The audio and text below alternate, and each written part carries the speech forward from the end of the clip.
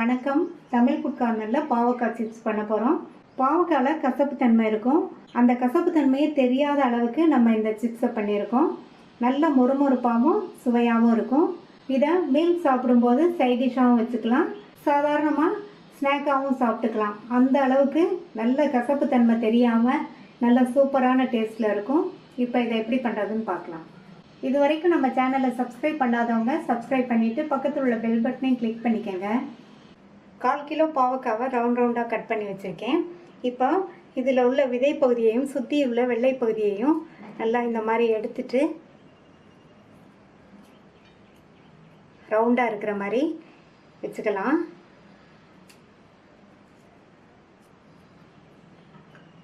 இதை மாதிரி எடுத்தாலே வந்துடும்.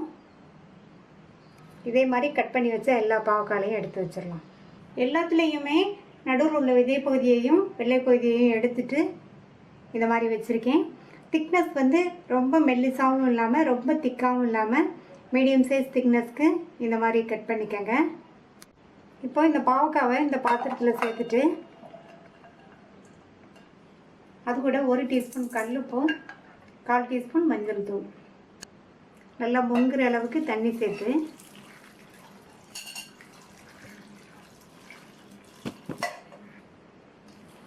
நல்லா மிக்ஸ் பண்ணி விட்டுட்டு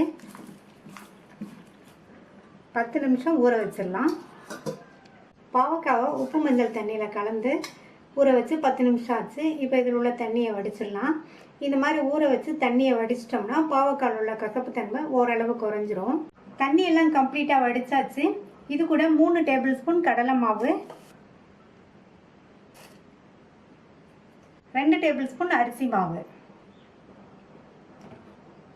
1 டேபிள் ஸ்பூன் கார்ன்ஃப்ளவர், சோள மாவுன்னு சொல்லுவாங்க இல்லையா, அது, 2 டீஸ்பூன் தனி மிளகாத்தூள், பொடியாக கட் பண்ண கொத்தமல்லி இலைகள், இதுக்கு தேவையான அளவு உப்பு 1 டீஸ்பூன் சேர்த்துருக்கேன். எல்லாம் ஒன்றா மிக்ஸ் ஆகிற மாதிரி நல்லா இந்த மாதிரி கலந்து விட்டுக்கணும்.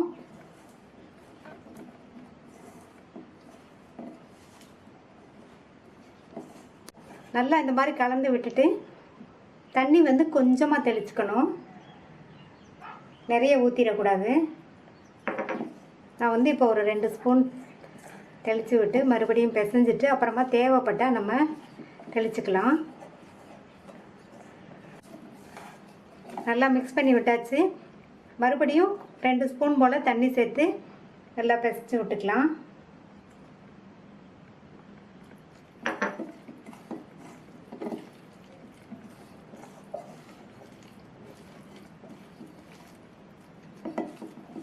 நல்லா கலந்து விட்டாச்சு. இந்த மாதிரி இருக்கிற மாதிரி கொஞ்சம் கொஞ்சமாக தண்ணி சேர்த்து கலந்துக்கங்க. நம்ம வந்து எண்ணெயில் இந்த மாதிரி போட்டு எடுக்கிறதுக்கு சரியாக இருக்கும். கடாயில் எண்ணெய் விட்டு சூடாயிடுச்சு. நம்ம பரட்டி வச்ச பாவக்காவை இந்த மாதிரி எடுத்து மொத்தமாக போடாமல் இந்த மாதிரி தள்ளி இப்படியே போட்டுடலாம்.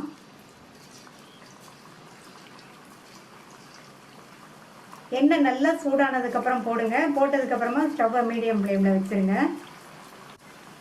கொஞ்சம் நேரம் கழித்து இந்த மாதிரி பரட்டி விட்டுக்கணும்.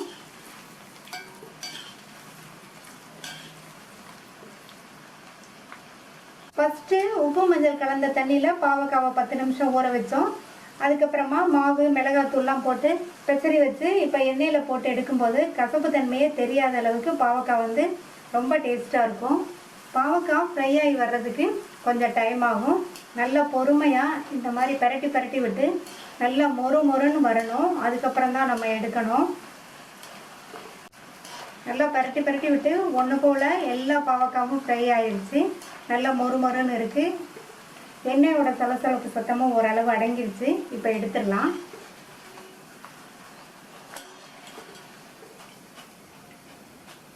நல்லா மொறுன்னு இருக்குது. நல்ல மொறுமொறுப்பான சுவையான பாவக்காய் சிப்ஸ் ரெடி ஆயிடுச்சு. மீதி உள்ளது இதே மாதிரி போட்டு எடுத்துடலாம். எல்லா பாவக்காயும் பொரித்து எடுத்தாச்சு. நல்லா மொறுன்னு டேஸ்டான பாவக்காய் சிப்ஸ் ரெடி ஆயிடுச்சு. ஸ்டவ் ஆஃப் பண்ணிவிட்டு எண்ணெய் சூடாக இருக்கும்போதே அதில் ஈரமில்லாத நல்ல காஞ்ச கருவேப்பிலையை பொரித்து சேர்த்துக்கலாம். எண்ணெயில் பொரித்த கருவேப்பிலையை பொரித்து வச்ச பாவக்காயில் சேர்த்துடலாம். இந்த பாவக்காய் சிப்ஸை ட்ரை பண்ணி பாருங்கள். ட்ரை பண்ணி பார்த்துட்டு உங்கள் கமெண்ட்ஸை சொல்லுங்கள். தேங்க்யூ.